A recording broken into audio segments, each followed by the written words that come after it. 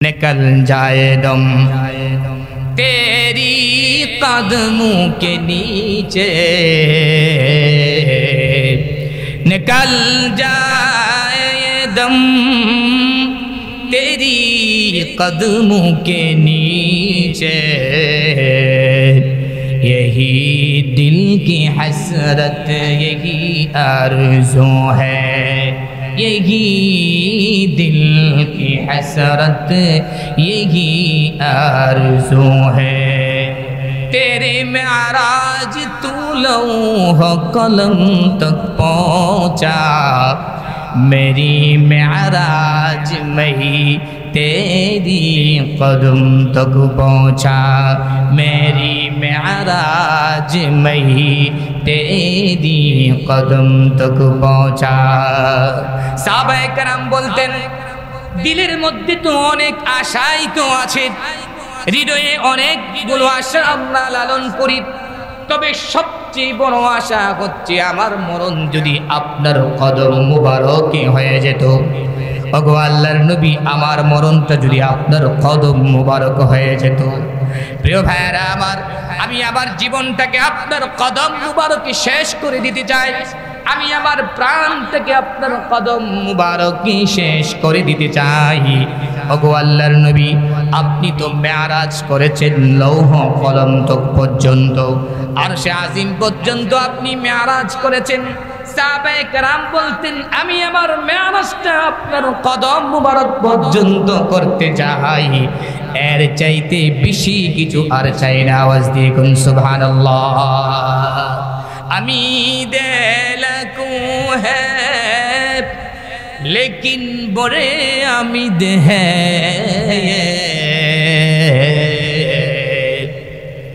आमी दिलको है लेकिन बड़े आमिद है, के हो सुगाने मदीना में मेरा शुमार, के हो सुगाने मदीना में मेरा शुमार। जियो तू साथ सुगाने हरम की तेरे पुरो, मोरो तो खाए मुझको मदीना के मोरो मार, मोरो तो खाए मुझको मदीना के मोरो मार। प्रिय भाइरा आमार, हजरते कासिम नानुतबी रहिमाहुल्लाहु ताआला नव्वरल्लाहु मरक़दहु व जअलल जन्नत मस्वाहु। कासिम नानुतबी आल्लाहर रसूल के केमन भालोबासतेन, तिनि बोलेन आमी दिलको है জান্নাতে যাওয়ার অনেকগুলো মাধ্যম তো আছে, জান্নাতে যাওয়ার অনেকগুলো আশাই তো হৃদয়ের মধ্যে আছে, অনেকগুলো কারণ তো আছে। তবে সবচেয়ে বড় কারণ হচ্ছে আমি আমার জীবনটাকে যদি, আমি আমার হায়াতটাকে যদি মদিনার কুকুর বানায় রাখতে পারি, আমি আমার জানটাকে যদি মদিনার কুকুর বানায় রাখতে পারি, নিজেকে বড় ধন্য মনে করব। আর যখন আমার ইন্তেকাল হয়ে যাবে, ইন্তেকালের পর যদি মদিনার কীট পতঙ্গ আমারে খায়, তাহলে আমার জীবন সার্থক। প্রিয় ভাইরা আমার, এজন্য আল্লাহর রাসূল সাল্লাল্লাহু আলাইহি ওয়াসাল্লাম ওনার ভালোবাসার কোনো বিকল্প নাই। ভালোবাসা মুখে মুখে বললে চলবে না। আল্লাহ বলতে বলেন, কুল ইন কুনতুম তুহিব্বুনাল্লাহ ফাত্তাবিউনি ইউহিব্বুকুমুল্লাহ ওয়া ইয়াগফির লাকুম যুনুবাকুম ওয়াল্লাহু গফুরুর রহিম। হে নবী, আপনি বলে দিন, পৃথিবীর মানুষ যদি আপনাকে ভালোবাসতে চায়, তাহলে আপনি এই কথা বলে দিন, আমি আল্লাহকে যদি পৃথিবীর মানুষ ভালোবাসতে চাই, ফাত্তাবিউনি, তাদেরকে আপনি বলে দিবেন আপনার অনুসরণ করার জন্য। ভালোবাসার কথা বলে নাই, অনুসরণের কথা বলা হয়েছে। অনুসরণ মানে হচ্ছে আপাত মস্তক আল্লাহর রাসূল তার জীবনে যা করেছেন সব কিছু করতে হবে। আল্লাহর রাসূল যা বর্জন করেছেন সব কিছু বর্জন করতে হবে। প্রিয় ভাইরা আমার, আল্লাহর রাসূল সাল্লাল্লাহু আলাইহি ওয়াসাল্লাম একদিন তিনি দাঁড়িয়ে বলতেছেন, সাহাবীরা রে, তিনটা জিনিস আমার কাছে খুব বেশি ভালো লাগে। এক নাম্বার হলো আমি আমার স্ত্রীদেরকে খুব বেশি ভালোবাসি। আল্লাহ রাসূল বললেন, স্ত্রীদেরকে ভালোবাসা এটা আল্লাহর রাসূলের সুন্নাত। স্ত্রীদেরকে মারধর করা এটা আল্লাহর রাসূলের সুন্নাত নয়, এটা আল্লাহর রাসূলের সুন্নাত নয়, এটা আল্লাহর রাসূলের সুন্নতের বিপরীত। স্ত্রীকে স্ত্রীর ভালোবাসা দিবেন, মাকে মায়ের ভালোবাসা দিবেন, বাবাকে বাবার ভালোবাসা দিবেন, বোনকে বোনের ভালোবাসা দেবেন। প্রিয় ভাইয়েরা আমার, ভাইকে ভালোবাসা দিবেন, শাশুড়িকে শাশুড়ির ভালোবাসা দিবেন। প্রত্যেকের ভালোবাসা যার যাই জায়গায় যখন আদায় করে দিবেন, সংসারের মধ্যে কোনো ঝামেলা লাগবে না। ঠিক না বেটি? প্রিয় ভাইয়েরা আমার, আল্লাহর রাসূল তোমাকে ভুলি আমি কেমন করে,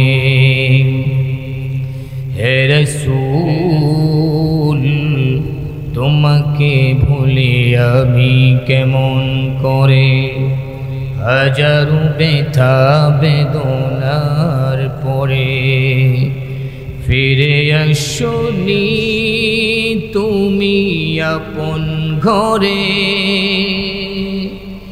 দিনের আলো তুমি ছড়িয়ে দিতে, চলে গেলে মদিনায় মক্কা ছেড়ে, হে রাসূল তোমাকে ভুলি আমি কেমন করে, বালাগাল উলা বিকামালিহি كشف الدجى بجماله حسنت جميع خصاله صلوا عليه وآله। খুতবায়ে মাসনুনার পর সর্বপ্রথম ওই মহান জাল্লা শানুহুর স্তুতি জ্ঞাপন করছি, যিনি আমাদেরকে পৃথিবীর সমস্ত ঝামেলা থেকে মুক্ত করে দ্বীনি এক পরিবেশে উলামায়ে কেরামের সুহবতে কোরআনের তাফসীরের মাহফিলে রাসূল করিম সাল্লাল্লাহু আলাইহি ওয়াসাল্লামের ভাষ্য অনুযায়ী জান্নাতের বাগানে আসার তৌফিকটুকু দান করেছেন। এজন্য সকলেই শরীরের সমস্ত শক্তিটুকু একত্রিত করে উচ্চ আওয়াজে কণ্ঠের সাথে কণ্ঠ মিলিয়ে একসাথে বলি আলহামদুলিল্লাহ। আল্লাহ তাআলা হাজারো হাজারো মানুষ থেকে যাচাই বাছাই করে আপনাকে আমাকে কোরআনের মাহফিলে এনেছেন, জান্নাতের বাগান এনেছেন। আল্লাহ তাআলা যদি তার রহমতের ছায়া দিয়ে আমাদেরকে আবৃত না করতেন, তিনি যদি আমাদেরকে ভালো নাই বাসতেন, তিনি যদি আমাদেরকে মহাব্বত নাই করতেন, কোরআনের বাগানে আসার তৌফিক তিনি দিতেন না। যেহেতু আপনাকে আমাকে কোরআনের তাফসীরের মাহফিলে উলামায়ে হযরতের সুহবতে কোরআনের আলোচনা শোনার জন্য কোরআনের বাগানে জান্নাতের বাগানে আসার তৌফিকটুকু দান করেছেন, এজন্য আবারও কালিমাতুশ শুকর আমরা সকলেই আদায় করে নিচ্ছি। সকলেই বলি আলহামদুলিল্লাহ। আমি আপনাদের সামনে যে আয়াতি কারীমা তিলাওয়াত করেছি, আল্লাহ তাআলা বলছেন, ওয়াতিউল্লাহা ওয়ার রাসূল লাআল্লাকুম তুরহামুন। আল্লাহ তাআলা বলেন, ও পৃথিবীর মানুষেরা, তোমরা আমার রাসূলের আনুগত্য করো। তোমরা আমার রাসূলের আনুগত্য করো। আনুগত্য করলে কি লাভ হবে? আল্লাহ তাআলা নিজেই বলেন, লাআল্লাকুম তুরহামুন, যদি আল্লাহ এবং আল্লাহর রাসূলের আনুগত্য করা হয়, আল্লাহ তাআলা অবশ্যই অবশ্যই আপনার উপর আমার উপর রহমত নাজিল করবেন। আওয়াজ দিয়ে কুন সুবহানাল্লাহ। প্রিয় ভাইরা আমার, কোরআনে কারীমে আল্লাহ তাআলা অন্য এক আয়াতের মধ্যে বলেছেন, যে ব্যক্তি আল্লাহ এবং তার রাসূলের আনুগত্য করল, আল্লাহ বললেন ফাকাদ ফাজ ফাওজান আযীমা, যে আল্লাহ এবং তার রাসূলের আনুগত্য করল, আল্লাহ বললেন অবশ্যই অবশ্যই সে বিশাল এক সফলতা অর্জন করল। আওয়াজ দিয়ে কুন সুবহানাল্লাহ। প্রিয় ভাইরা আমার, আল্লাহ তাআলা নিজেই তো তার রাসূলকে অনেক বেশি ভালোবাসেন, অনেক বেশি মহব্বত করেন, যার কারণে আল্লাহ তাআলা গোটা কোরআনে কারীম আল্লাহ তাআলা তার রাসূলের আলোচনার মাধ্যমে কোরআনে কারীম থেকে সাজিয়েছেন। মান আহাব্বা শাইআন আকসারা যিকরাহু, যে ব্যক্তি যে জিনিসকে বেশি ভালোবাসে সে তার আলোচনা বেশি করে। যেহেতু আল্লাহ রাব্বুল আলামিন তার হাবিবকে বেশি ভালোবাসেন, বেশি ভালোবাসার কারণে আল্লাহ তাআলা গোটা কোরআন তার হাবিবের আলোচনা দিয়ে সাজিয়েছে। প্রিয় ভাইরা আমার, গোটা পৃথিবীর মানুষ যদি আল্লাহ তাআলার প্রশংসা না করে, এতে করে আল্লাহ তাআলার কোনো কিছুই হবে না। গোটা পৃথিবীর মানুষেরা যদি আল্লাহ এবং তার রাসূলের আলোচনা না করে, আল্লাহর রাসূলেরও কিছু হবে না। কারণ আল্লাহ তাআলা তার রাসূলের প্রশংসা করার জন্য আল্লাহ নিজেই যথেষ্ট, আর আল্লাহ তাআলার প্রশংসার জন্য আল্লাহর রাসূলই যথেষ্ট। পৃথিবীর কোনো মানুষ প্রশংসা করলে, পৃথিবীর কোনো মানুষ গুণকীর্তন করলে আল্লাহ এবং তার রাসূলের লাভ হবে না, যে করবে সে লাভবান হবে। ঠিক না বেটি? এজন্য কবিতার ভাষায় বলে, খুদাদুর ইন্তিজারে হামদ মানিস, খুদাদুর ইন্তিজারে হামদ মানিস, মোহাম্মদ চশমে বরারা সনানিস, খুদা মদহ আফরিন মুস্তফা বস, মোহাম্মদ হামিদ হামদ খুদা বস, মোহাম্মদ হামিদ হামদ খুদা বস। প্রিয় ভাইরা আমার, আল্লাহ তাআলা বান্দা বান্দীদের প্রশংসার অপেক্ষা করেন না। রাসূল করিম সাল্লাল্লাহু আলাইহি ওয়াসাল্লাম তার উম্মতের প্রশংসার অপেক্ষা করে না, বরং আল্লাহ তাআলার প্রশংসার জন্য আল্লাহর রাসূলই যথেষ্ট, আর আল্লাহর রাসূলের প্রশংসার জন্য আল্লাহ তাআলাই যথেষ্ট। আওয়াজ দিয়ে কুন সুবহানাল্লাহ। প্রিয় ভাইরা আমার, কবিতার ভাষায় আরো বলে, মা ইন মাদাহাত ما إن مدحت محمدا بمقالتي ولكن مدحت مقالتي بمحمد، وإن مدحت محمدا بمقالتي ولكن مدحت مقالتي بمحمد। কবিতার ভাষায় বলে, আমি যদি আমার কবিতার মাধ্যমে আল্লাহর রাসূলের প্রশংসা করি, এতে করে আল্লাহর রাসূলের প্রশংসা বেড়ে যায় না, বরং আমার কবিতার মধ্যে আল্লাহর রাসূলের প্রশংসা করার কারণে আমার কবিতার মান পৃথিবীর মানুষের কাছে বেড়ে যায়। ঠিক না বেটি? প্রিয় ভাইরা আমার, রাসূল করিম সাল্লাল্লাহু আলাইহি ওয়াসাল্লামের একজন সাহাবী হযরতে ইবনে মুসলিমা রাহিমাহুল্লাহু তাআলা তাবিঈ আল্লাহর নবীর একজন সাহাবীকে জিজ্ঞাসা করলেন, ওগো আল্লাহর নবীর সাহাবী, আমি আপনার কাছ থেকে সরাসরি আল্লাহর রাসূলের অবয়বটা কেমন ছিল একটু শুনতে চাই। আল্লাহর রাসূলের দেহ মুবারক কেমন ছিল একটু শুনতে চাই। প্রিয় ভাইয়েরা আমার, আল্লাহর নবীর সাহাবী অত্যন্ত আদব এবং ভদ্রতার সাথে আল্লাহর রাসূলের অবয়ব সম্পর্কে ইবনে মুসলিমাকে শোনালেন। তিনি বলেন, রাসূল করিম সাল্লাল্লাহু আলাইহি ওয়াসাল্লামের ললাট মুবারক অত্যন্ত দৃষ্টিনন্দন ছিল। প্রিয় ভাইরা আমার, তিনি আরো বলেন, আল্লাহর রাসূলের চেহারা মুবারক খুব প্রশস্ত ছিল এবং খুব বেশি উজ্জ্বল ছিল। এরপরে তিনি আরো বলেন, আল্লাহর রাসূল সাল্লাল্লাহু আলাইহি ওয়াসাল্লামের হৃদয় দর্শনীয় এবং মনোরম ছিল। আল্লাহর রাসূল সাল্লাল্লাহু আলাইহি ওয়াসাল্লামের বক্ষ মুবারক অনেক প্রশস্ত ছিল। প্রিয় ভাইরা আমার, সাহাবী আরো বলেন, আল্লাহর রাসূলের হস্তদ্বয় গুস্ত দিয়ে পরিপূর্ণ ছিল। আল্লাহর রাসূল সাল্লাল্লাহু আলাইহি ওয়াসাল্লামের কাঁধ মুবারকে মোহরের নবুয়তের চিহ্ন ছিল।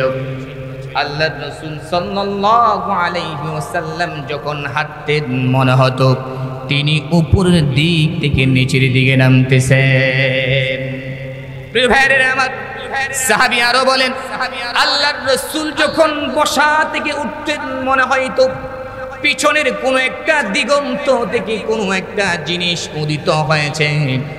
সাহাবী আরো বলেন, আল্লাহর রাসূল সাল্লাল্লাহু আলাইহি ওয়াসাল্লামের দেহ মুবারক রেশমের চাইতে বেশি নরম ছিল। আওয়াজ দ্বিগুণ সুবহানাল্লাহ।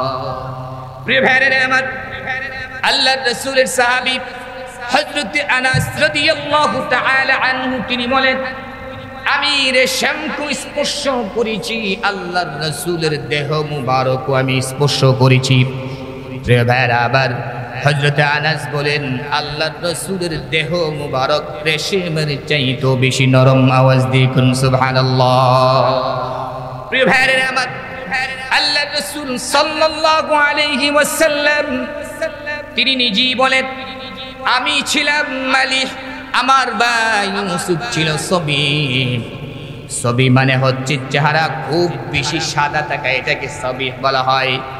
মালিহ মানে হচ্ছে চেহারার মধ্যে এমন আকর্ষণ থাকা, যে চেহারার দিকে কোনো দৃষ্টি কোনো চোখ যদি তাকায় দেখার সঙ্গে সঙ্গে চোখগুলো শীতল হয়ে যায়। আওয়াজ দেখুন সুবহানাল্লাহ। এই জন্যই তো কবিতার ভাষায় বলেন, وأحسن منك لم تر قط عيني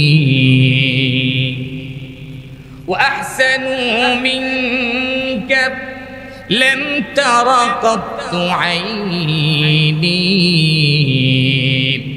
وأجمل منك لم تلد النساء خلقت مبرأ من كل عيب كأنك قد خلقت كما تشاء كأنك قد خلقت كما تشاء। প্রিয় ভাইরা আমার, হযরতে হাসান ইবনে সাবিত রাদিয়াল্লাহু তাআলা আনহু তিনি বলেন, وأحسن منك لم تر قط عيني। ওগো আল্লাহর নবী, আপনার চাইতে সুন্দর মানুষ আমি আমার জীবনও দেখি নাই। وأحسن منك لم تر قط عيني وأجمل منك لم تلد النساء। সাহাবী বলেন, পৃথিবীর কোনো মহিলা আপনার চাইতে সুন্দর কোনো সন্তান প্রসব করে নাই।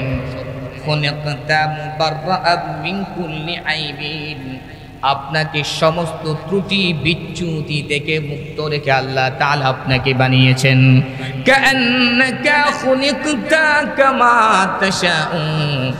মনে হচ্ছে নবী আপনি আল্লাহকে যেভাবে বলেছেন আল্লাহ তাআলা আপনাকে সেভাবেই বানিয়েছেন। নামাজ দিকুন সুবহানাল্লাহ।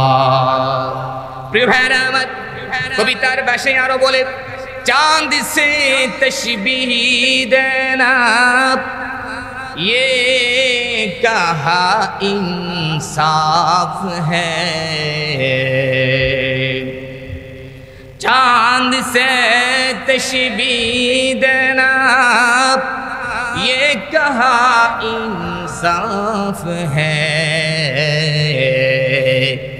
चांद पर छुपाया मदनी का चेहरा साफ है, चांद पर छुपाया मोहम्मद का चेहरा साफ है।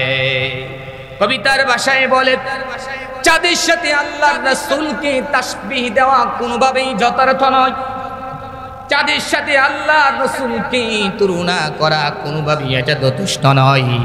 কারণ আমি চাঁদের মাঝে, চাঁদের চেহারায় তার গায়ের মধ্যে কালো দাগ দেখতে পারি, কলঙ্কের দাগ দেখতে পারি। আল্লাহর রাসূলের চেহারা মুবারকে কলঙ্কের কোনো দাগ নাই, ঠিক না বেঠিক? প্রিয় ভাইয়েরা আমার, এই জন্যই আল্লাহর রাসূলের প্রশংসা যদি গোটা পৃথিবীর মানুষ মিলে করে, তার প্রশংসার জন্য গোটা পৃথিবীর মানুষ যদি লেখক হয়ে যায়, গোটা পৃথিবীর গাছপালাগুলো যদি কলম হয়ে যায়, গোটা পৃথিবীর খাতা যা কিছু আছে সব কিছু যদি লেখার জন্য খাতা বানানো হয়, একদিন আসবে প্রিয় ভাইয়েরা আমার, পৃথিবীর লেখকেরা শেষ হয়ে যাবে, কলমগুলো শেষ হয়ে যাবে, গালিগুলো শেষ হয়ে যাবে। আল্লাহর রাসূলের প্রশংসা করে পৃথিবীর কেউ শেষ করতে পারবে না, ঠিক না বেঠিক? এক কথায় বলা যেতে পারে লা ইউমকিনুস সানাউ কামা কানা হাক্কুহু,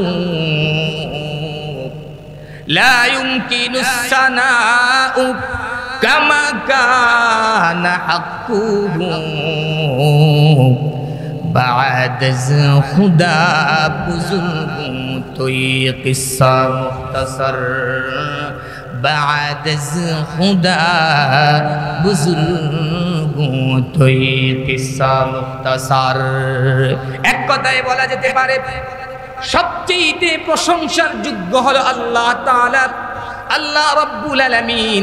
এরপরে প্রশংসার যোগ্য হলো আল্লাহর রাসূল ছাড়া আর কেউ নয়, ঠিক না বেঠিক? আল্লাহ আপনাকে যেভাবে বানিয়েছেন, আল্লাহ আপনাকে যে সমস্ত গুণাগুণ দিয়েছেন, এগুলো আমরা বর্ণনা করে শেষ করতে পারবো না। আপনার প্রশংসা আমরা করে শেষ করতে পারবো না। তবে হ্যাঁ, এক কথা বলে দিতে পারি, আল্লাহ তাআলার সম্মানের পথ পরে একমাত্র আপনারই সম্মান, ঠিক না বেঠিক? প্রিয় ভাইয়েরা আমার, রাসূল করিম সাল্লাল্লাহু আলাইহি ওয়াসাল্লাম এত সুন্দর ছিলেন, এত সুন্দর ছিলেন। আল্লাহর রাসূলের অর্ধাঙ্গিনী হযরতে আয়েশা সিদ্দিকা রাদিয়াল্লাহু তাআলা আনহা তিনি বলেন, পৃথিবীর মিশরের নারীগুলো ইউসুফ পয়গম্বরকে দেখে তারা তাদের হাতগুলো কেটে ফেলেছিল। মা হাদা ইল্লা বাশারান ইন হাদা ইল্লা মালাকুন কারীম। জুলাইখা ইউসুফ পয়গম্বরের প্রেমে পড়েছে, ইউসুফ পয়গম্বরের প্রেমে বাদশার স্ত্রী পড়ে গিয়েছে, গোটা মিশরের নারীরা সমালোচনা শুরু করে দিয়েছে। প্রিয় ভাইয়েরা আমার, জুলাইখা কেন প্রেমে পড়ছে জবাব দেওয়ার জন্য মিশরের সমস্ত নারীদেরকে দাওয়াত করছে। দাওয়াত করার পর ইউসুফ পয়গম্বরকে বলছে, আমি যখন হল রুমে প্রবেশ করার জন্য বলবো তখন তুমি হল রুমে প্রবেশ করবে। আর নারীদেরকে বলছে, আমি তোমাদের হাতে একটা করে আপেল দিলাম এবং একটা করে চাকু দিলাম, যখন আমি বলবো তখন তোমরা তোমাদের হাতের চাকু দিয়ে তোমরা আপেলটাকে কাটবে। প্রিয় ভাইরা আমার, সকল অনুষ্ঠান প্রস্তুতি সম্পন্ন করার পর, সব কিছু রেডি করার পর ইউসুফ পয়গম্বরকে জুলাইখা হুকুম দিল, এবার তুমি কামরায় প্রবেশ করো, হল রুমে প্রবেশ করো। প্রিয় ভাইরা আমার, ইউসুফ পয়গম্বর দরজায় যখন আসছে, মিশরের নারীদের যখন দৃষ্টি পড়েছে, ইউসুফ পয়গম্বরের দিকে চোখের পাতা না ফেলে তাকিয়ে আছে, গভীর দৃষ্টিতে তাকায় আছে। এবার জুলাইখা বলে, তোমরা তোমাদের চাকু দিয়ে হাতের আপেলটা কাটো।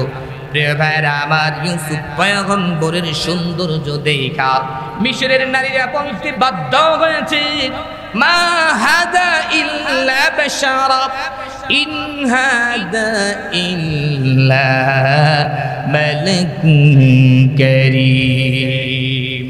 এটা তো কোনো মানুষ হতে পারে না। মানুষ আবার এত সুন্দর কি করে হয়? এটা তো ফেরেশতা ছাড়া আর কিছু না। প্রিয় ভাইরা আমার, ইউসুফ পয়গম্বরের দিকে তাকায় আছে আর আপেল কাটতেছে। আপেল তো কাটি নাই, তারা তাদের হাতের আঙ্গুরগুলো কেটে ফেলেছে। আওয়াজ দিয়ে কোন সুবহানাল্লাহ। প্রিয় ভাইরা আমার, ইউসুফ পয়গম্বরের কে দেখা তারা তাদের হাতগুলো কেটে ফেলেছিল। হযরতে আয়েশা সিদ্দিকা রাদিয়াল্লাহু তাআলা আনহা বলেন, যদি মিশরের নারীরা ইউসুফ পয়গম্বরকে না দেখা আমার হাবিবকে যদি দেখতেন, রাসূলুল্লাহকে যদি দেখতেন, তারা তাদের হাতের আঙ্গুল নয়, হাত নয়, আল্লাহর রাসূলকে দেখলে তারা তাদের কলিজা কেটে ফেলতো। আওয়াজ দিয়ে কোন সুবহানাল্লাহ।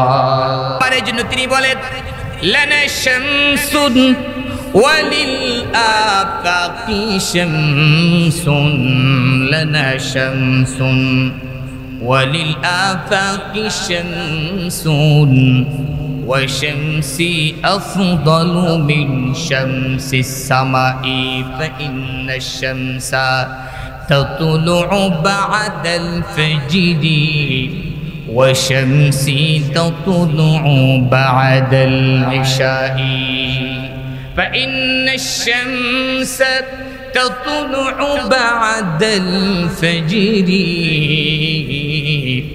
وشمسي تطلع بعد العشاء। হযরত আয়েশা সিদ্দিকা বলেন, পৃথিবীর একটা সূর্য আছে, আমারও একটা সূর্য আছে, তবে হাত ওয়াশামসি আফদালু মিন শামসিস সামাই, পৃথিবীর যে সূর্যটা আছে এই সূর্য থেকে আমার সূর্যটা উত্তম। কেন উত্তম? তিনি বলেন, ফাইন্নাশ শামসা তাতুলু বা'দাল ফাজরি, পৃথিবীর যে সূর্যটা আছে এই সূর্যটা ফজরের নামাজের পরে উদিত হয়। ওয়াশামসি তাতুলু বা'দাল ইশাই, আর আমার যে সূর্যটা আছে এই সূর্যটা ইশারের নামাজের পরে আমার ঘরে উদিত হয়। আওয়াজ দিয়ে কোন সুবহানাল্লাহ। প্রিয় ভাইরা আমার, এইজন্য আল্লাহর রাসূলের গুণকীর্তন, আল্লাহর রাসূলের প্রশংসা করে পৃথিবীর কেউ শেষ করতে পারবে না। আল্লাহর রাসূলের তুতু মুবারক সম্পর্কে একটু শুনুন। প্রিয় ভাইরা আমার, আল্লাহর রাসূলের সাহাবী হযরতে আলী রাদিয়াল্লাহু তাআলা আনহু খায়বরের যুদ্ধে গিয়েছেন। যুদ্ধের ময়দানে গিয়ে তিনি চোখে আক্রান্ত হলেন, তার চোখগুলো অসুস্থ হয়ে গেল। চিকিৎসার কোনো ব্যবস্থা নেই, কার কাছে তিনি চিকিৎসা করবেন? হযরতে আলী চিন্তা করলেন, কার কাছে বলবো? কারো কাছে বলার কোনো প্রয়োজন মনে না করে তিনি সরাসরি আল্লাহর রাসূলের দরবারে চলে গেলেন। আল্লাহর রাসূলের দরবারে গিয়ে হযরতে আলী বললেন, ইয়া রাসূলুল্লাহ, ইয়া হাবিবাল্লাহ, যুদ্ধের ময়দানে এসেছি, কিভাবে জিহাদ করব? অসুস্থ হয়ে গেছি। আল্লাহ রাসূল বললেন, কি সমস্যা? হুজুর, চোখে দেখতে পারতেছি না, চোখের যন্ত্রণা দেখতে পারতেছি না। প্রিয় ভাইরা আমার, হযরতে আলীর কথা শুনে আল্লাহর রাসূল সাল্লাল্লাহু আলাইহি ওয়াসাল্লামের থুথু মুবারক হযরতে আলীর চোখের মধ্যে লাগায় দিলেন। হাদিসের কিতাবের মধ্যে আসছে, আল্লাহর রাসূল থুথু মুবারক লাগাইতে দেরি হইছে, হযরতে আলীর চোখ ভালো হইতে দেরি হয় না।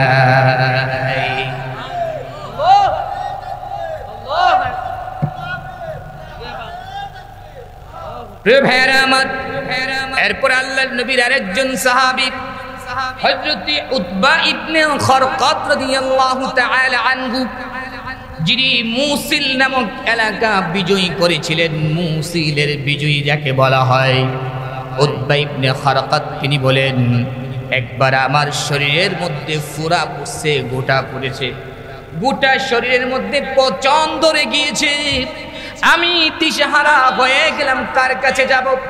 শেষ পর্যন্ত আমি চিন্তা করলাম আল্লাহর রাসূলের কাছে যাব। আল্লাহর রাসূলের দরবারে গিয়ে হযরতে উতবা ইবনে খরকাত বললেন, ইয়া রাসূলুল্লাহ, ইয়া হাবিবাল্লাহ, গোটা শরীরের মধ্যে গোটা ফুটেছে, গোটা শরীরের মধ্যে ফোঁড়া দিয়ে ভরে গেছে, যন্ত্রণায় থাকতে পারতেছি না, প্রিয় ভাইরা আমার, আল্লাহর রাসূল সাল্লাল্লাহু আলাইহি ওয়াসাল্লামের থুথু মুবারক হযরতে উতবা ইবনে খারকাদের শরীরের মধ্যে লাগায়া দিয়েছে। হযরতে উতবা ইবনে খারকাত বলেন, আল্লাহর রাসূল তার থুথু মুবারক আমার শরীরে লাগাইতে দেরি হয়েছে, আমার গোটার যন্ত্রণা আমার শরীর থেকে ভালো হইতে দেরি হয় নাই। শুধু তাই নয়, হযরতে উতবা ইবনে খারকাত বলেন, আল্লাহর রাসূল যখন তার থুথু মুবারক আমার শরীরে লাগাইছে, আল্লাহ তাআলা এমন এক সুঘ্রাণ আমার শরীরের মধ্যে আল্লাহ সৃষ্টি করে দিয়েছেন, অন্য অন্য সাহাবীদের যখন কোনো সুঘ্রাণের প্রয়োজন হয় তো সাহাবীরা আমার শরীর থেকে তারা নিয়ে সুঘ্রাণ লাগাইতো। প্রিয় ভাইরা আমার, আরো শুনুন, আল্লাহর রাসূলের একজন গরীব সাহাবী আল্লাহর রাসূলের দরবারে গেলেন, গিয়ে দোয়া চাইতেছে, ইয়া রাসূলুল্লাহি ওয়া ইয়া হাবিবাল্লাহ, গো আল্লাহর নবী, আমার তো ঘরে একটা মেয়ে আছে, মেয়েটার বিবাহ ঠিক করেছে একটা ছেলের সাথে, হুজুরকে একটু দোয়া কইরেন আল্লাহ যাতে বিবাহের মধ্যে বরকত দিয়ে দেই, দাম্পত্য জীবনটা যাতে সুখী হয়ে যায়। রাসূলুল্লাহ দোয়া চাইলেন, রাসূলুল্লাহর কাছে সাহাবী দোয়া চাইলেন। রাসূলুল্লাহ তো ভালো করেই জানে বিবাহের মধ্যে সুগন্ধির প্রয়োজন আছে, সুগন্ধি ছাড়া বিবাহ হয় না, এটাই স্বাভাবিক। আল্লাহর রাসূল জিজ্ঞাসা করলেন, সাহাবীরে বাড়িতে কোনো সুগন্ধির কোনো ব্যবস্থা আছে কি? সাহাবী বললেন, ইয়া রাসূলুল্লাহ, ইয়া হাবিবাল্লাহ, খাবারই তো ঠিক মতে খেতে পারি না, আবার সুগন্ধি আবার কি? সুগন্ধির কোনো ব্যবস্থা আমার বাড়িতে নাই। আল্লাহর রাসূল সাল্লাল্লাহু আলাইহি ওয়াসাল্লামের কিছু ঘাম একটা শিশির ভিতরে তিনি ভরে দিলেন, বলতেছে, যাও এই ঘামগুলো নিয়ে যাও, এই ঘামগুলো নিয়ে বিবাহের মধ্যে সুগন্ধি হিসাবে ব্যবহার করবা।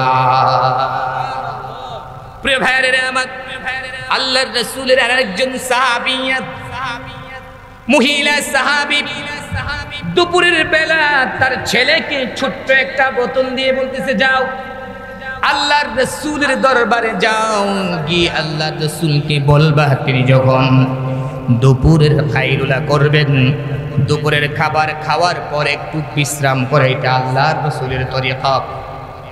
ওই মহিলা সাহাবী তার সন্তানকে বলে দিলেন, আল্লাহর রাসূল যখন দুপুরে কাইলুলা করবে, কাইলুলা করার সময় তিনি যদি ঘামেন, তার কিছু ঘাম মোবারক বোতল দিয়ে নিয়ে আসবা।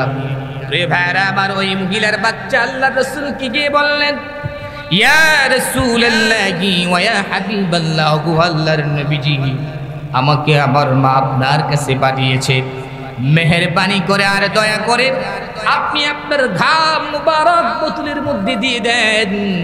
রাসূলুল্লাহ তার ঘাম মুবারক বোতলের ভিতরে ভরে দিলেন। ভাইরা আমার, এই ঘাম মুবারক বাড়িতে নিয়ে সুগন্ধি হিসাবে ব্যবহার করেন। আশেপাশের মানুষ এই বাড়ি থেকে আইসা সুগন্ধি নেই, শেষ পর্যন্ত এই বাড়ির নামকরণ করা হয়েছে সুগন্ধিময় বাড়ি। সুবহানাল্লাহ বলতেন না? প্রিয় ভাইরা আমার, আল্লাহর রাসূল সাল্লাল্লাহু আলাইহি ওয়াসাল্লাম কি আল্লাহ তাআলা এত সুন্দর করে বানিয়েছেন, এত গুণাগুণ দিয়ে তিনি বানিয়েছেন, তিনাকে বানানো হয়েছে।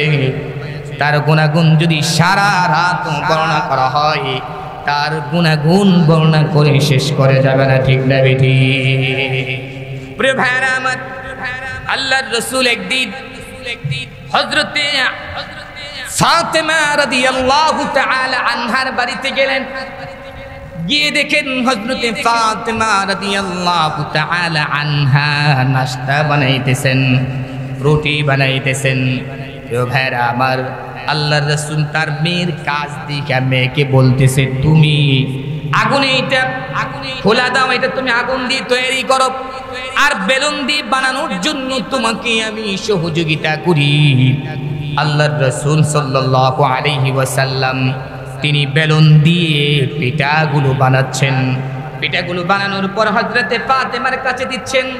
ফাতেমা এগুলো আগুনের মধ্যে দিচ্ছেন। আগুনের মধ্যে দেওয়ার পর দেখা যায় এগুলোকে আগুন স্পর্শ করছে না।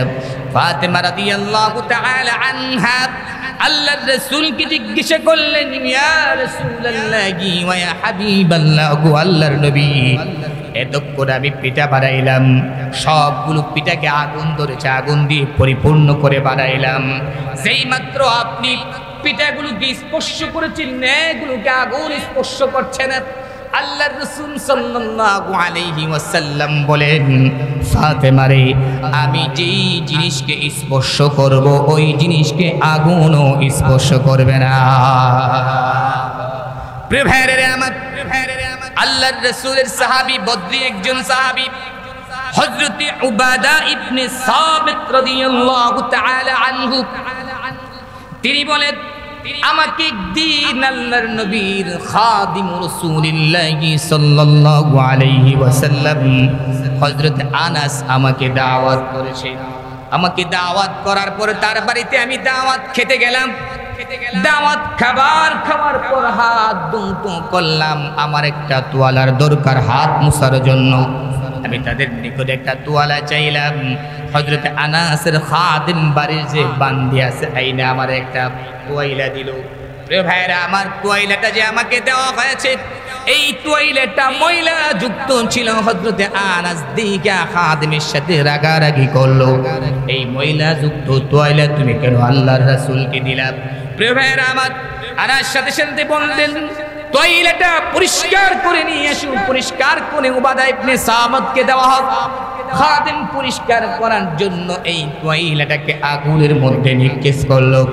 প্রিয় ভাইরা আবার, হিসাব মতে যখন আগুনে নিক্ষেপ করা হয়েছে, এটা পুড়ে ছাই ছাই হয়ে যাওয়ার কথা, কিন্তু দেখা গেল তোয়াইলা তো পুড়ে নাই, কিন্তু তোয়াইলাটা একবারে পরিষ্কার পরিচ্ছন্ন হয়ে গেছে। এই তোয়াইলা হযরত উবাদা ইবনে সামিতের নিকট দেওয়া হয়েছে। হযরত উবাদা ইবনে সামিত রাদিয়াল্লাহু তাআলা আনহু এমন কঠিন একটু দৃশ্য দেখা, আজব একটা দৃশ্য দেখা হযরত আনাসকে বলতেছেন, আনাস রে, যতক্ষণ পর্যন্ত এই তোয়াইলার গোবর তুমি পাস না করবা, ততক্ষণ পর্যন্ত আমি আমার হাত স্পর্শ করব না, হাত মুছবো না।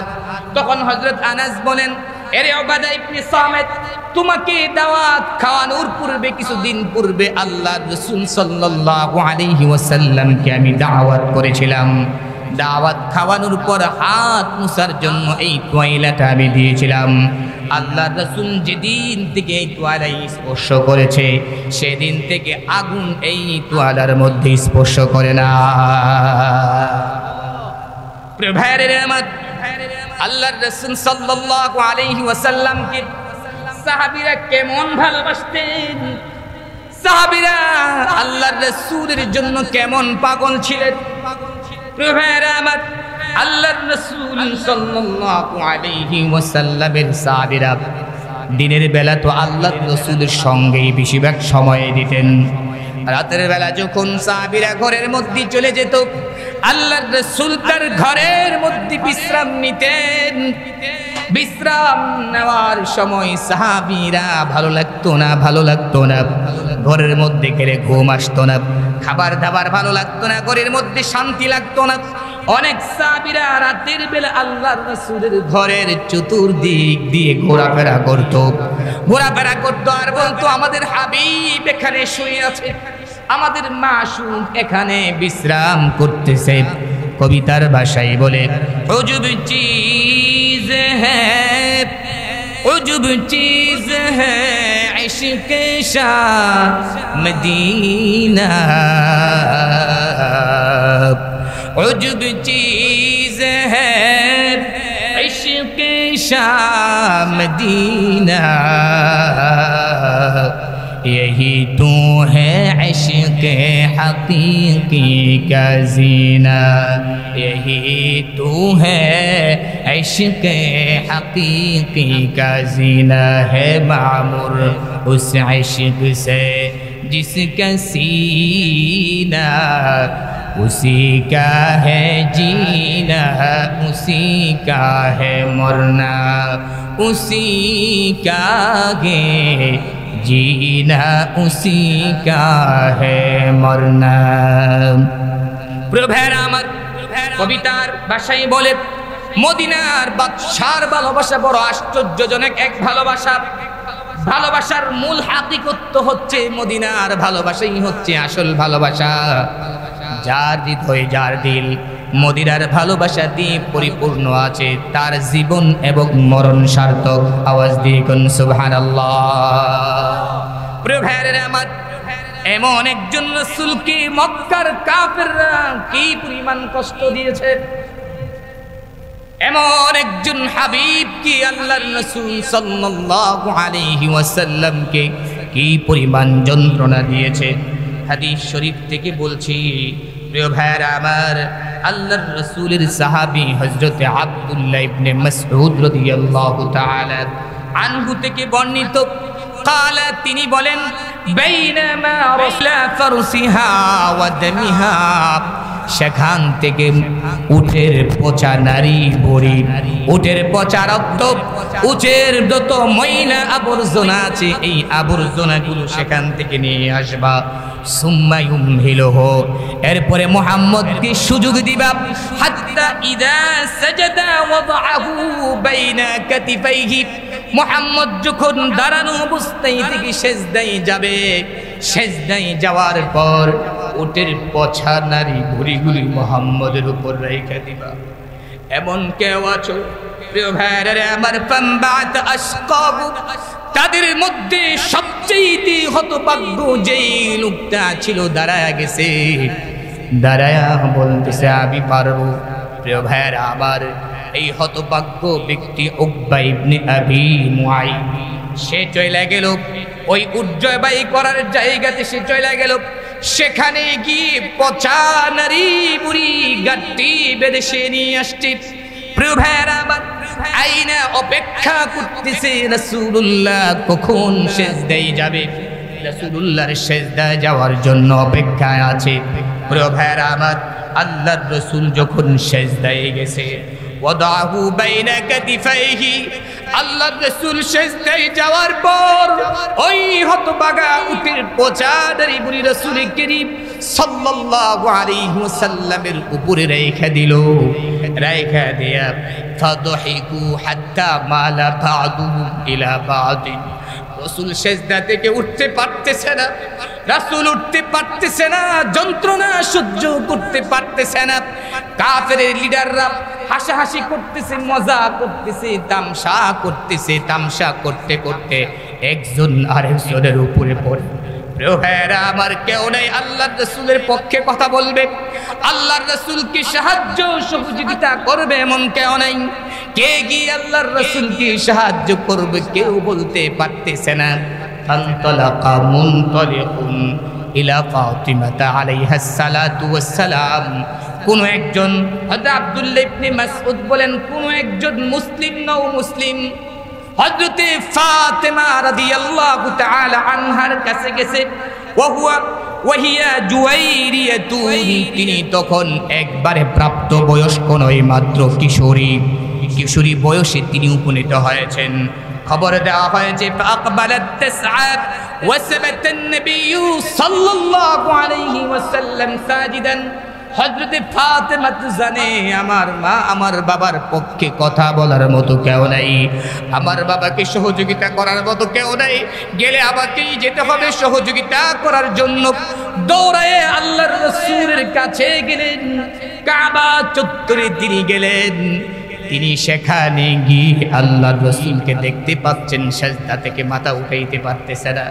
আল্লাহর রাসূল বারবার চেষ্টা করতেছেন সেজদা থেকে মাথা উঠানোর জন্য, কিন্তু তিনি উঠতে পারতেছেন না। হাত্তা আলকাতহু আনহু, হযরতে ফাতেমা রাদিয়াল্লাহু তাআলা আনহা চেষ্টা করে ঠেটে রেখেছে, আল্লাহর রাসূলের উপর থেকে নামাইলেন। নামানোর পরে প্রিয় ভাইরা আমার, ওয়াকবাতাত আলাইহিম তাসুবুহুম, ছোট মানুষ কিশোরী ফাতেমা, ওই যে মক্কার বড় বড় কাফেররা লিডাররা হাসাহাসি রং তামসা করতেছে, তাদের কাছে দৌড়াইয়া গেছে, গিয়ে তাসুবুহুম, তাদেরকে তিরস্কার করতেছে। এই মক্কার কাফেররা, মক্কার বড় বড় সর্দাররা তোদের হৃদয়ে কি ভাইয়া মহব্বত বলতে ভালোবাসা বলতে কিছু নাই? তোরা কি জানোয়ার হয়ে গিয়েছিস? আমার বাবার অপরাধ কি? অপরাধ তো একটাই, তিনি আল্লাহর কথা বলেন, হকের কথা বলেন, তাওহীদের কথা বলেন, একত্ববাদের কথা বলেন। তাদেরকে তিরস্কার করার পর প্রিয় ভাইরা আমার, আল্লাহর রাসূল সাল্লাল্লাহু আলাইহি ওয়াসাল্লাম ফালাম্মা কাযা রাসূলুল্লাহ সাল্লাল্লাহু আলাইহি ওয়াসাল্লাম as-সালাতা ক্বালা আলাইকা বিকুরাইশ। প্রিয় ভাইরা আমার, আল্লাহর রাসূল যখন সিজদা থেকে মাথা উঠালেন, নামাজ যখন শেষ করলেন, আল্লাহর রাসূল কেঁদে কেঁদে বলতে শুরু করেছেন, কান্নার সুরে তিনি বলতেছেন, আল্লাহ তাআলা কুরাইশদের মায়ের তুমি আর আমারে কত খাওয়াইবা? কুরাইশদের জুলুম নির্যাতনের ইস্তিমরুর আর কত সহ্য করব? আমি আর পারতেছি না, আমি আর সহ্য করতে পারতেছি না। আল্লাহ তাআলা আলাইকা বিকুরাইশিন, আল্লাহ আপনি কুরাইশদেরকে ধরেন, কুরাইশদেরকে আপনি পাকড়াও করেন। প্রিয় ভাইরা আমার, আল্লাহর রাসূল বদদুয়া করতে করতে 7 জন কাফেরের নামে বদদুয়া করলেন। আবু জাহেলের নামে বদদুয়া করলেন, উকবা ইবনে আবি মুআইতের নামে বদদুয়া করলেন, অনেক বড় বড় কাফের যারা ছিল তিনি বদদুয়া করলেন। আল্লাহর রাসূল বদদুয়া করেছেন, এই বদদুয়া কি আর মিস হবে নাকি? আওয়াজ দিয়ে বলেন, মিস হবে নাকি? প্রিয় ভাইরা আমার, আব্দুল্লাহ ইবনে মাসউদ রাদিয়াল্লাহু তাআলা আনহু বলেন, আল্লাহর রাসূল যাদের নাম নিয়ে বদদুয়া করেছিলেন, বদরের ময়দানে প্রত্যেকটা কাফেরকে তাদের শরীরগুলো, তাদের কল্লাগুলো দেহ থেকে সাহাবায়ে কেরাম আলাদা করে দিয়েছে। প্রিয় ভাইরা আমার, এই রাসূলকে তারা কিভাবে কষ্ট দিল, আল্লাহর রাসূলের সাহাবায়ে কেরাম কেমন ভালোবাসতেন, একটু মনোযোগ দিয়ে শুনেন। আল্লাহর রাসূলের সাহাবী হযরতে উরওয়া ইবনে মাসউদ রাদিয়াল্লাহু তাআলা আনহু তিনি বলেন, আমি অনেক দেশে ভ্রমণ করতে গিয়েছি, আমি অনেক দেশে গিয়েছি, অনেক রাজা বাদশার কাছে আমি গিয়েছি, অনেক রাজা বাদশার দরবারে আমি গিয়েছি। লাকাদ ওয়াফাতু আলাল মুলুক, অনেক রাজা বাদশার কাছে আমি গিয়েছি। ওয়া ওয়াফাতু আলা কিসরা ওয়া কাইসার, কিসরার রাজপ্রাসাদেও আমি গিয়েছি, কাইসারের রাজপ্রাসাদেও আমি গিয়েছি, ওয়ান নাজ্জাশী, নাজ্জাশীর রাজপ্রাসাদেও আমি গিয়েছি। ওয়াল্লাহু ইন রাআইতু মালিকান কত্তুন, আমি পৃথিবীর কোনো রাজা বাদশার সাথী সঙ্গীদেরকে দেখি নাই। ইউআযযিমুহু আসহাবাহু, আমি কোন রাজা বাদশার সাথী সঙ্গীদেরকে দেখি নাই রাজা বাদশাদেরকে এতটুকু সম্মান করতে। মা ইউআযযিমু আসহাবু রাসূলিল্লাহি সাল্লাল্লাহু আলাইহি ওয়াসাল্লাম, মুহাম্মদুর রাসূলুল্লাহর সাথী সঙ্গীরা মুহাম্মদুর রাসূলুল্লাহকে যে সম্মান করে, পৃথিবীর কোন রাজা বাদশার সাথীরা তাকে এই পরিমাণ সম্মান করে না। সম্মানের দৃষ্টান্ত দিতে গিয়ে হযরত উরওয়া ইবনে মাসউদ বলেন, ওয়াল্লাহি ইন তানাখামা নাখাফাতান ইল্লা ওয়াকাত ফি কাফি রাজুলিন মিনহুম।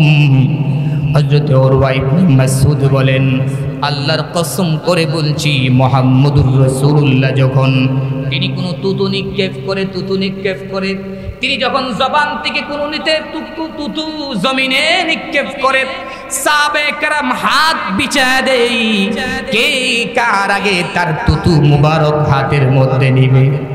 সুবহানাল্লাহ কইতেন না? হাতের মধ্যে তুতু মুবারক নেওয়ার জন্য পাগল হয়ে যায়। তুতু মুবারক হাতের মধ্যে নিয়েই তারা ক্ষান্ত হয় না।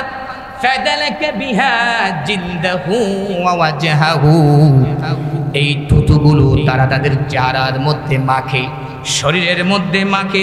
আর শুনেন, ওয়া ইদা আমারু ইবতাদাউ আমরাহু, মুহাম্মদ যখন তার সাথী সঙ্গীদেরকে, সাহাবীদেরকে কোনো কাজের আদেশ করে, এই সাহাবীরা মরণের চিন্তা করে না, এই সাহাবীরা ঘরের চিন্তা করে না, এই সাহাবীরা আমাদের চিন্তা করে না, সংসারের চিন্তা করে না।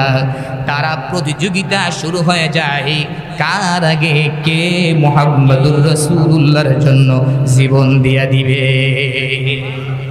শুধু তাই নয়, ওয়া ইযা তাওয়াদ্দাআ কাদু ইয়াক্তালিদুনা আলা ওযুইহি।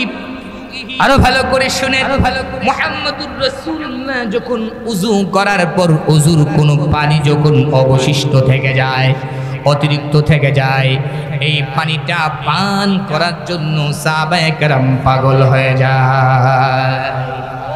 এমন একজন আল্লাহর রাসূলকে কি করে তারা কষ্ট দিল। আল্লাহর রাসূলের ভালোবাসায় সাহাবায়ে কেরাম কেমন করতেন, কবি তার ভাষায় বলে, নিকল যায় দম তেরি কদমোं के नीचे, निकल जाए दम तेरी कदमों के नीचे,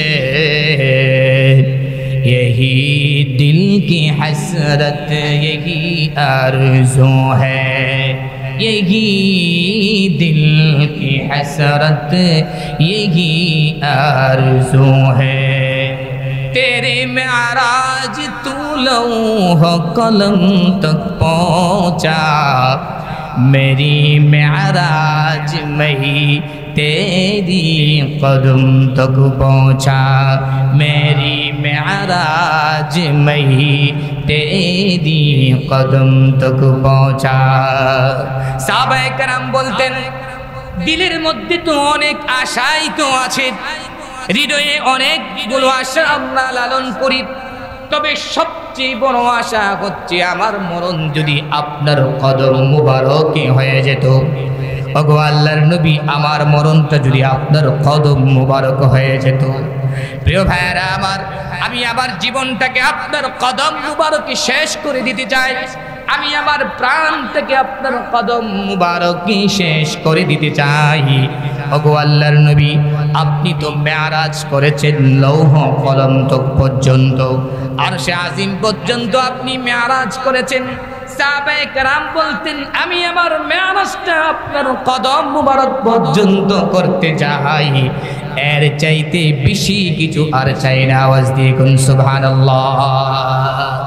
আমি দেলাকু হ্যায় লেকিন বড়ে আমিদ হ্যায়,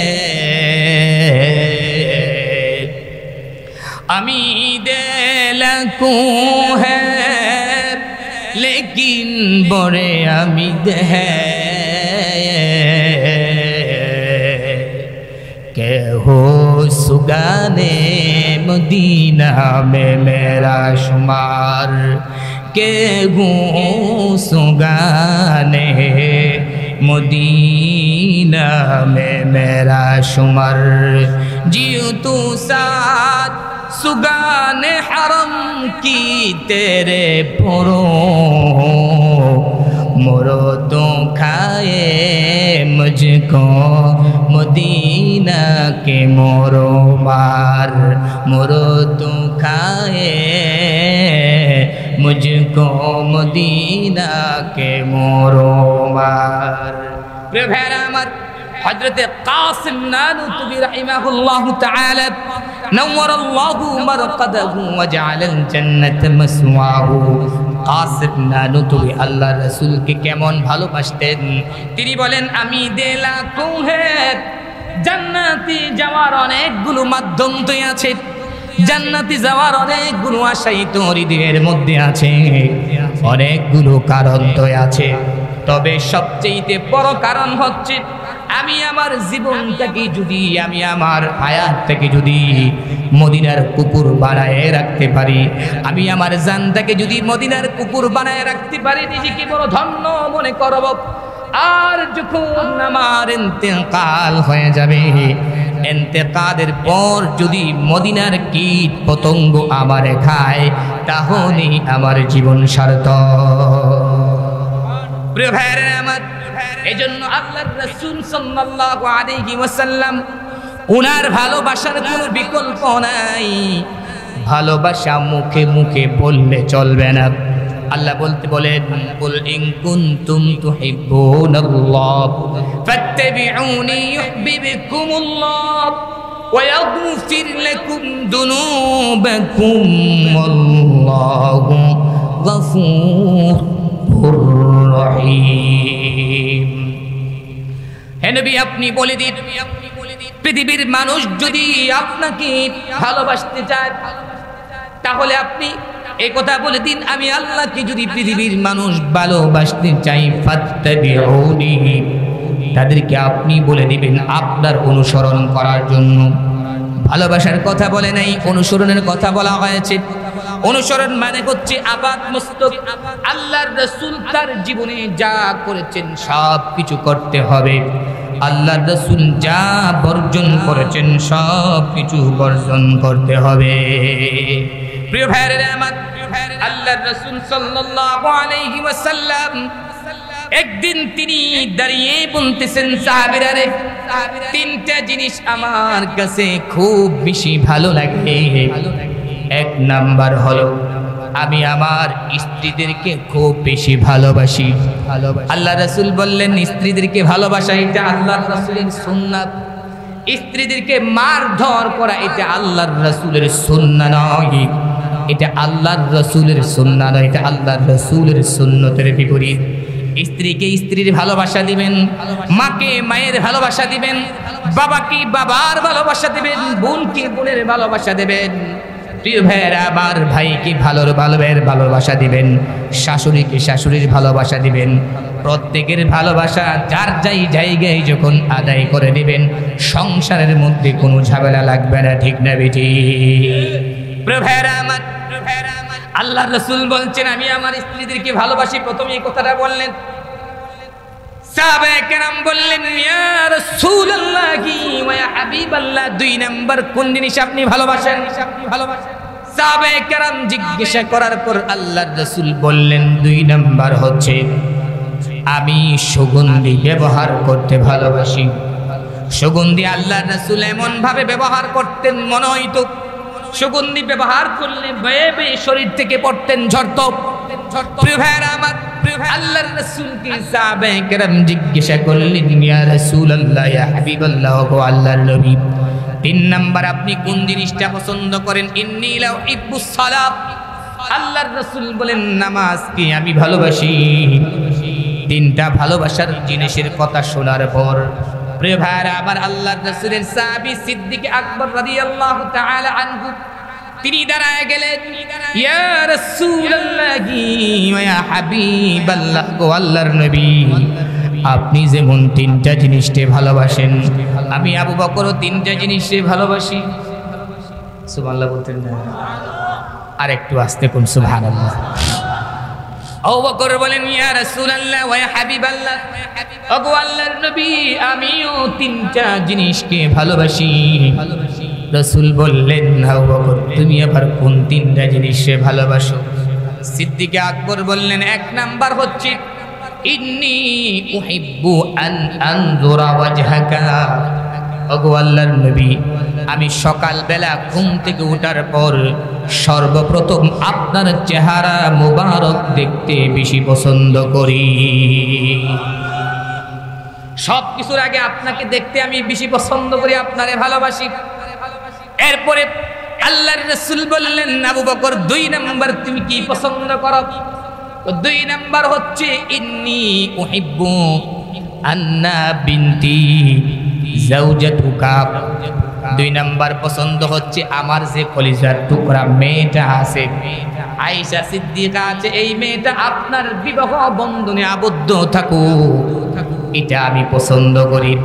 আল্লাহর রাসূল বললেন তিন নাম্বার তুমি কি পছন্দ করো? প্রিয় ভাইরা আমার, হযরত আবু বকর সিদ্দিক বললেন ইন্নী উহিব্বু আন উনফিকা মালি লাকা, আমি আমার যত মাল আছে সমস্ত মাল আপনার জন্য খরচ করতে আমি পছন্দ করি। রাসূল তিন জিনিস পছন্দ করেন, তিনটাকে মিল রাখার জন্য সিদ্দিক আকবর বলে আমিও তিনটা পছন্দ করি। প্রিয় ভাইরা আমার, একদিন আল্লাহর রাসূল সাল্লাল্লাহু আলাইহি ওয়াসাল্লাম মসজিদে নববীতে বক্তৃতা করতেছেন। বক্তৃতার এক পর্যায়ে আল্লাহ রাসূল বলতেছেন মান আসবাহা বিকুমুল ইয়াওমা সাইমান, সাহাবীরা রে কে আছো আজকে তোমাদের মধ্যে কে কে রোজা রাখছো? মান আসবাহা মিনকুমুল ইয়াওমা সাইমান, কে তোমাদের মধ্যে আজকে রোজা রেখেছো? কোন সাহাবী কথা বলতে পারতেছে না। সাহাবায়ে কেরাম পরিশ্রমী ছিলেন, বেশিরভাগ সাহাবী কৃষি কাজ করতেন। মক্কাতে কৃষি কাজ করা, মদিনাতে কৃষি কাজ করা কঠিন ব্যাপার সেবার। কৃষি কাজ কইরা রোজা রাখা অনেক কঠিন ব্যাপার সেবার। প্রিয় ভাইরা আমার, কোন সাহাবী দাঁড়াচ্ছে না। সিদ্দিক আকবর রাদিয়াল্লাহু তাআলা আনহু দাঁড়ায় গেলেন, দাঁড়ায় বললেন, কাল আবু বকরিন আনা, ওগো আল্লাহর নবী আমি আবু বকর আজকে রোজা রেখেছি। এরপর আল্লাহর রাসূল বললেন, ফামান তাবিআ মিনকুমুল ইয়াউমা জানাজাতান, সাহাবীরা রে তোমাদের মধ্যে কে আছে আজকে জানাজার নামাজ আদায় করেছো? জানাজার নামাজ পড়েছো এমন কেউ আছেনি? ভাইরা আমার, কোন সাহাবী দাঁড়াচ্ছে না, কোন সাহাবী জানাজার নামাজ আজকে পড়তে পারে নাই।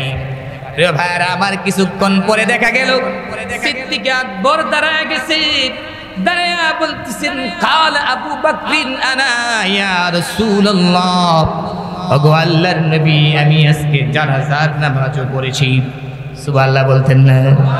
এরপর আল্লাহর রাসূল বলতেছেন, ফামান আতআবা মিনকুমুল ইয়াউমা মিসকিনান, সাহাবীরা রে তোমাদের মধ্যে কে আছে আজকে মিসকিনকে খাওয়াইয়েছো, গরিবদেরকে খাওয়াইয়েছো, ইতিমদেরকে খাওয়াইয়েছো, বিধবাদেরকে খাওয়াইয়েছো? কেউ আছে কি?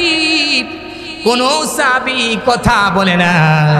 কিছুক্ষণ পরে সিদ্দিক আকবর দাঁড়ায় গেছে, দাঁড়ায় বলছেন, কাল আবু বকরিন আনা ইয়া রাসূলুল্লাহ, ওগো আল্লাহর নবী আমি আজকে মিসকিনকে খাওয়াইছি। প্রিয় ভাইরা রে আমার, কিছুক্ষণ পরে আল্লাহর রাসূল বলতেছেন, ফামান আদা বিনকুমুল ইয়াউমা মারিদান, তোমাদের মধ্যে কে আছো আজকে কোন রোগীকে সেবা করেছো? রোগীর সেবা করা এটা আল্লাহর রাসূলের তরিকা, সুন্নাত। আল্লাহর রাসূল জিজ্ঞাসা করার পর কোন সাহাবী দাঁড়াচ্ছে না যে আমি আজকে রোগীর সেবা করেছি। কিছুক্ষণ পরে সিদ্দিক আকবর রাদিয়াল্লাহু তাআলা আনহু দাঁড়ায় গেলেন, দাঁড়ায় বলতেছেন, কাল আবু বকরিন আনা ইয়া রাসূলুল্লাহ, ওগো আল্লাহর নবী আমি আজকে রোগীর সেবাও করেছি। এরপরে আল্লাহর রাসূল বলতেছেন, ফামান তাসাদদাকা মিনকুমুল ইয়াউমা সাদাকাতান, কে আছো আজকে দান সদকা করেছো, দান করেছো, দান করেছো, নিজেদের কষ্ট উপার্জিত সম্পদ থেকে দান করেছো। প্রিয় ভাইরা আমার, কোন সাহাবী বলতে পারতেছে না আমি আজকে দান করেছি। কিছুক্ষণ পরে সিদ্দিক আকবর রাদিয়াল্লাহু তাআলা আনহু দাঁড়ায় গেলেন, দাঁড়িয়ে বলতেছেন, ইয়া রাসূলুল্লাহি ওয়া ইয়া হাবিবাল্লাহ, قال আবু বকরিন আনা, আমি আজকে সদকা করেছি। এতগুলো গুনাহগুণ শোনার পর আল্লাহর রাসূল সাল্লাল্লাহু আলাইহি ওয়াসাল্লাম বলেন, মাজতামাআ ফিমরিইম মুসলিমিন ইল্লা দাখালাল জান্নাহ, যে লোকটার ভিতরে এতগুলো গুনাহগুণ আছে আল্লাহ তাআলা তাকে জান্নাত দান করবে। প্রিয় ভাইরা রে আমার, এই জন্য আল্লাহর রাসূলের ভালোবাসা মুখে মুখে চলবে না। আল্লাহর রাসূলের সাহাবীরা আল্লাহর রাসূলকে কেমন ভালোবাসতেন? হযরত উসমান গনি রাদিয়াল্লাহু তাআলা আনহু আল্লাহর রাসূলকে দাওয়াত দিলেন। দাওয়াত দেওয়ার পর সময় মতো হযরত উসমান গনি আল্লাহর রাসূলকে স্বাগত জানিয়ে নেওয়ার জন্য আসলেন মসজিদে নববীতে। মসজিদে নববীতে আয়েশা আল্লাহর রাসূলকে স্মরণ করায়া দিলেন, ইয়া রাসূলুল্লাহি ওয়া ইয়া হাবিবাল্লাহ, আমি তো অমুক দিন আপনাকে দাওয়াত করিয়েছিলাম, আমি তো অমুক দিন আপনাকে আজকে দুপুরবেলা খাওয়ানোর দাওয়াত দিয়ে গিয়েছিলাম। দাওয়াত দেওয়ার পর ইমাম সাহেবকে দাওয়াত দিয়েছেন, আলেমকে দাওয়াত দিয়েছেন, দাওয়াত দেওয়ার পর দাওয়াতের পূর্ব মুহূর্তে স্মরণ করায়া দেওয়া, এটাও রাসূলের তরিকা, এটাও সুন্নাত। ভুলে যাওয়াটাই স্বাভাবিক, ভুলে যেতেই পারে। প্রিয় ভাইয়েরা, আবার হযরত উসমানের দাওয়াতের কথা স্মরণ করায়া দিলেন। রাসূল করিম সাল্লাল্লাহু আলাইহি ওয়াসাল্লামের স্মরণ হয়ে গেল। উসমানকে বলল, উসমান তুমি সামনের দিকে যাও, আমি তোমার পেছনে পেছনে আসতেছি। প্রিয় ভাইরা, আবার উসমানে গনি হুজুরিটা কি বললেন, ইয়া রাসূলুল্লাহ ইয়া হাবিবাল্লাহ, আমি আপনার পেছনে পেছনে আছি, আপনি তো আমার ভারী ভালো করেই চেনেন। প্রিয় ভাইরা, আবার উসমানে গনি সামনে গেলেন না, আল্লাহর রাসূলকে সামনে দিলেন। উসমানে গনি পিছন দিক থেকে হাঁটতেছে, পিছনে পিছনে হাঁটতেছে, কিন্তু পিছনে পিছনে হাঁটে আর কি জানে গণনা করতেছে। আস্তে আস্তে আস্তে আস্তে পাখির মতো, তাসবিহের মতো আস্তে আস্তে শোনা যাচ্ছে। পাখির ডাকের মতো, চড়ুই পাখির ডাকের মতো কি জানে শোনা যাচ্ছে। রাসূল করিম সাল্লাল্লাহু আলাইহি ওয়াসাল্লাম উসমান গনি রাদিয়াল্লাহু তাআলা আনহুকে জিজ্ঞাসা করলেন, উসমান পিছনে তাইকা তাইকা কি তুমি পড়তেছো, কি গণনা করতেছো? প্রিয় ভাইরা আমার, সাহাবায়ে কেরামের মধ্যে কোনো তাকাল্লুফ ছিল না, দিলে যা ছিল সব কিছু আল্লাহর রাসূলের কাছে সাহাবায়ে কেরাম বলে দিতেন। হযরত উসমান গনি বলতেছেন, ইয়া রাসূলুল্লাহ ইয়া হাবিবাল্লাহ, আমি অন্য তেমন কোনো কিছু করতেছি না, তাসবিহও পাঠ করতেছি না, তিলাওয়াতও করতেছি না, তাহমিদও পাঠ করতেছি না, কোনো ইবাদত বন্দেগী করতেছি না। আমি আজকে একটা কাজ করতেছি, একটা নিয়ত করেছি। আপনি যে হাঁটতেছেন, আপনি কতটা কদম দিচ্ছেন, আমার বাড়িতে যেতে আপনার কতটা কদম লাগে? সুবহানাল্লাহ বলতেন, আর একটু আস্তে কোন সুবহানাল্লাহ। ইয়া রাসূলুল্লাহ ওয়া ইয়া হাবিবাল্লাহ, আমি আপনার কদমগুলো গণনা করতেছি, কদমগুলো গণনা করতেছি। আল্লাহর রাসূল জিজ্ঞাসা করলেন, উসমান তুমি আবার কদম কেন গণনা করো, ব্যাপারটা কি আসলে? উসমান গনি রাদিয়াল্লাহু তাআলা আনহু জবাব দিলেন, ইয়া রাসূলুল্লাহ ইয়া হাবিবাল্লাহ, আমি আজকে নিয়ত করেছি আপনি যত কদম মুবারক দিয়ে আমার বাড়িতে যাবেন, প্রত্যেকটা কদমের বিনিময়ে একটা গোলাম করে আমি আল্লাহর রাস্তায় আজাদ করে দেব।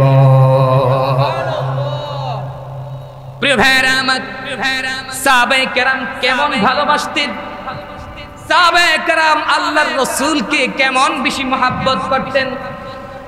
হযরত উসমান গনি রাদিয়াল্লাহু তাআলা আনহু যখন বায়াতে রিদওয়ান হলো, বায়াতে রিদওয়ানের পূর্বে মক্কার অবস্থা জানার জন্য উসমান গনি রাদিয়াল্লাহু তাআলা আনহুকে দূত হিসেবে আল্লাহর রাসূল সাল্লাল্লাহু আলাইহি ওয়াসাল্লাম মক্কায় পাঠায়া দিলেন। কারণ আল্লাহর রাসূল ভালো করেই জানে যে কোনো সাহাবী গেলে সাহাবীর উপর আক্রমণ করতে পারে, কিন্তু উসমান গনিকে যদি মক্কায় পাঠায়, কোনো কাফের, কোনো বেঈমান, কোনো মুশরিক উসমানের গায়ে হাত উঠাইতে পারবে না। কারণ উসমানের সুযোগ সুবিধা নেই এমন কোনো কাফের নাই, যার কারণে রাসূল করিম সাল্লাল্লাহু আলাইহি ওয়াসাল্লাম উসমান গনিকে মক্কায় পাঠালেন। উসমান গনি যখন মক্কায় গেছে, খবর পৌঁছায়া দিছে, মিথ্যা খবর শয়তানে ছড়ায়া দিছে, উসমান গনিকে হত্যা করা হয়েছে। উসমান গনি সেখানে যাওয়ার পর ভালো আছে, সুস্থ আছে, কোনো অসুবিধা নেই। মক্কার কাফেররা উসমান গনিকে বড় বড় অফার করছে, উসমান তোমার লবণ খায় নাই, তোমার সুযোগ সুবিধা নেই নাই, এমন কোন কাফের, এমন কোন মানুষ মক্কা নগরীতে নাই। সুতরাং উসমান, তুমি যদি হজ করতে চাও, তুমি যদি তাওয়াফ করতে চাও, তুমি যদি উমরা করতে চাও, তোমার উমরার ব্যাপারে আমাদের কোনো বাধা নেই, তোমার তাওয়াফের ব্যাপারে আমাদের কোনো বাধা নেই, তুমি তাওয়াফ করে যাও, কোনো অসুবিধা নেই। প্রিয় ভাইরা আমার, হযরত উসমান গনি রাদিয়াল্লাহু তাআলা আনহু জবাব দিলেন, যতক্ষণ পর্যন্ত আল্লাহি তাল্লাহি, আল্লাহর কসম করে বলছি, আল্লাহর কসম করে বলছি, যতক্ষণ পর্যন্ত মুহাম্মাদুর রাসূলুল্লাহ তাওয়াফ করতে পারবে না, ততক্ষণ পর্যন্ত উসমানও তাওয়াফ করবে না। প্রিয় ভাইরা আমার, আল্লাহর রাসূলের সাহাবী সিদ্দিক আকবর রাদিয়াল্লাহু তাআলা আনহু,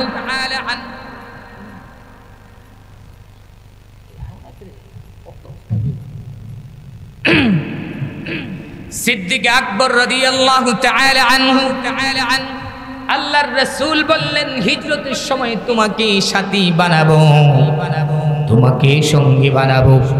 আল্লাহর রাসূল বলে দিলেন, প্রিয় ভাইরা আমার, আল্লাহ তাআলা আল্লাহর রাসূলকে হুকুম করলেন আপনি এই মুহূর্তে হিজরত করেন। রাসূলুল্লাহ রাতের আধারে বের হয়ে গেল। রাতের আধারে বের হয়ে গিয়ে মুহাম্মদুর রাসূলুল্লাহ সাল্লাল্লাহু আলাইহি ওয়াসাল্লাম সিদ্দিক আকবরের বাড়িতে নক করলেন। নক করার সাথে সাথে দরজাটা খুলে দিল। আল্লাহর রাসূল জিজ্ঞাসা করলেন, সিদ্দিক আকবর তুমি কি ঘুমাও নাই? প্রিয় ভাইরা আমার, আল্লাহর রাসূলের সাহাবী সিদ্দিক আকবর জবাব দিলেন, ইয়া রাসূলুল্লাহি ওয়া ইয়া হাবিবাল্লাহ, ওগো আল্লাহর নবী, যেদিন থেকে আপনি বলেছেন আমাকে হিজরতের সাথী বানাবেন, সঙ্গী বানাবেন, সেদিন থেকে আমি আবু বকর আমার পিঠ বিছানার সাথে লাগাই না। প্রিয় ভাইরা আমার, গারে সাউরে গেল। গারে সাউরে যাওয়ার পর রাসূল করিম সাল্লাল্লাহু আলাইহি ওয়াসাল্লাম সেখানে অবস্থান করবেন। রাত শেষ হয়ে গেছে। দিনের বেলা যদি রাস্তা দিয়ে চলে কাফেররা ধরে ফেলবে। গারে সাউর ভয়ঙ্কর এক জায়গা। সিদ্দিক আকবর আর রাসূলুল্লাহ সেখানে ঢুকবে, প্রবেশ করবে। আল্লাহর রাসূলের সাহাবী সিদ্দিক আকবর বলে, ইয়া রাসূলুল্লাহ, ইয়া হাবিবাল্লাহ, আমি আগে ঢুকবো, কারণ বলা যায় না বিশুদ্ধ সাপ বিচ্ছু সেখানে থাকতে পারে। যদি মরি আমি মরব, যদি মরি আমি মরব, যদি কোনো আঘাতপ্রাপ্ত হই আমি সিদ্দিক আকবরই আঘাতপ্রাপ্ত হব। সিদ্দিক আকবর রাদিয়াল্লাহু তাআলা আনহু গর্তে নামলেন। গর্তটাকে পরিষ্কার পরিচ্ছন্ন করলেন। নিজের জানের চিন্তা করলেন না, পরিবার পরিজনের চিন্তা করলেন না। গর্ত পরিষ্কার করে আল্লাহর রাসূলকে গারে সাউরের মধ্যে প্রবেশ করাইলেন। প্রিয় ভাইরা আমার, শেষ কথা হচ্ছে আল্লাহর রাসূল সাল্লাল্লাহু আলাইহি ওয়াসাল্লাম হিজরত করে মদিনায় গেলেন। সাথে সিদ্দিক আকবর রাদিয়াল্লাহু তাআলা আনহু। মদিনার মানুষগুলো অপেক্ষায় আছে, বাচ্চারা অপেক্ষায় আছে, যুবকেরা অপেক্ষায় আছে, নারীরা অপেক্ষায় আছে, বৃদ্ধরা অপেক্ষায় আছে। রাসূল করিম সাল্লাল্লাহু আলাইহি ওয়াসাল্লাম মদিনাতে আসবেন। কেউ ছাদের উপরে, কেউ গাছের উপরে, যে যেভাবে আছে আল্লাহর রাসূলকে দেখতেছেন কোন দিকে তিনি আসবেন। প্রিয় ভাইরা আমার, মদিনার বাচ্চাগুলো সেদিন মনে হয় ঈদ শুরু হয়ে গেছে।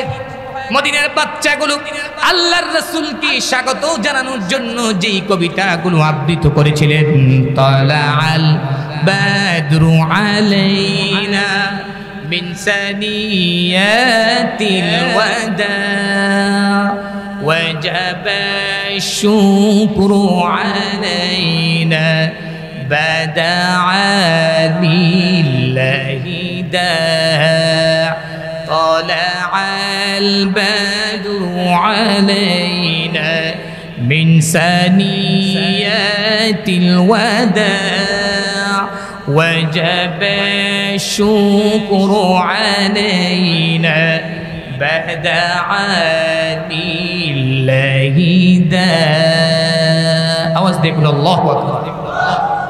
কলিজা দিয়ে দিছে, কলিজা দিয়ে দিছে। সাহাবায়ে কেরাম আল্লাহ রাসূলের জন্য সব কিছু দিয়ে দিছে। প্রিয় ভাইরা আমার, আল্লাহর রাসূল যখন মদিনায় প্রবেশ করলেন, মদিনায় তিনি যাওয়ার পর সাহাবায়ে কেরাম আল্লাহর রাসূলকে, নবীকে, সাহাবীকে কেউ চিনতে পারতেছে না, পার্থক্য করতে পারতেছে না। কাকে নবী বলবে, কাকে সাহাবী বলবে, কাকে ইমাম বলবে, কাকে মুক্তাদি বলবে, কাকে আসল বলবে, কাকে নকল বলবে। সবাই থাকবে লিল্লাহি তাকবীর, লিল্লাহি তাকবীর, নারায়ে তাকবীর।